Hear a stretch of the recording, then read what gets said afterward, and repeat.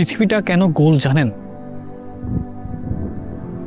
ফিজিক্সের তো একটা ব্যাখ্যা আছে, গ্র্যাভিটি, পৃথিবীর অরবিটের রোটেশন, এসবের ভিতরে আমি যাব না। সেদিন আমি বেশ সপ্তাহখানেক আগে বেলজিয়ামে ছিলাম। আমার পিএইচডির রিসার্চের উপর 2টা প্রেজেন্টেশন ছিল, তো সেগুলো প্রেজেন্ট করতে গিয়েছিলাম একটা কনফারেন্সে।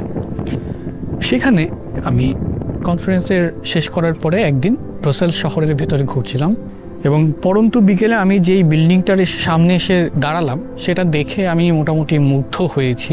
এবং এই সময় আমি আমার চ্যাটে, ফেসবুক মেসেঞ্জারে আমার একটা স্কুল লাইফের ফ্রেন্ডের সাথে কথা বলছিলাম। সো ওর নাম হচ্ছে পীযূষ। ওর সাথে আমার একটা ইম্পর্টেন্ট বিষয়ে মেসেজে কথা হচ্ছিল, তো আমি মনে করলাম কি যে ওকে আমি একটা ভিডিও কল দিই, যেহেতু ওর সাথে কথা হচ্ছেই, তো আমি যেখানে আছি সেখানে আমি একটা ফোন দিয়ে ওকে দেখাই, মজা হবে। সো আমি মজা করার জন্য ওকে ভিডিও কল দিয়ে হাসছি। তো পীযূষও আমার ওই ভিডিওটা দেখে রীতিমতো হাসছে এবং কাইন্ড অফ একটা পৈশাচিক আনন্দ নিয়ে হাসছে। আমি প্রথমে ধরতে পারছি না যে ও তো হাসছে কেন। ও যেটা করলো, ওর ক্যামেরাটা ঘুরায় দিল, ঘুরায় ও যেখানে আছে সেখানে দেখালো। আমি দেখলাম ঢাকা শহর, রাত, সম্ভবত বৃষ্টি হচ্ছে বা হয়েছে, এরকম একটা দিন, রাত।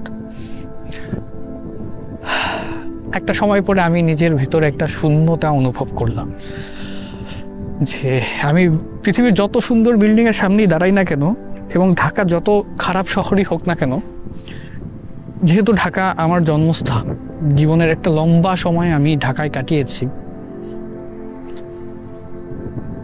এটার সাথে আমার একটা আলাদা সম্পর্ক আছে। এবং তখন আমি পৃথিবীর যত সুন্দর বিল্ডিংয়ের সামনেই দাঁড়াই না কেন, আমার কাছে আর সেটা ভালো লাগলো না। আমার মনে হলো যে বাংলাদেশের সেই বিষাক্ত শহরটার জন্য আমার মনের ভিতরে যে আকুপাকু বা মায়া, যেটাই বলেন না কেন, সেটা আমি অনুভব করলাম। আমি সবার কথা বলতেছি না, আমার মতো মানুষের কথা বলতেছি। কিছু কিছু মানুষ আছে যারা খুবই হোমসিক হয়। বাড়ি থেকে আমরা যত দূরেই যাই না কেন, ঘুরে ফিরে যেন আমরা আবার আমাদের ওই বাড়ির পয়েন্টটাতেই আসতে পারি। আমার ধারণা এই জন্যই পৃথিবী আসলে গোল। আমরা সোজা চলে যেতে পারি না, এটা স্ট্রেইট লাইনের মতো না, আমাদের ঘুরে ফিরে একটা পয়েন্টেই ফিরে আসতে হয়।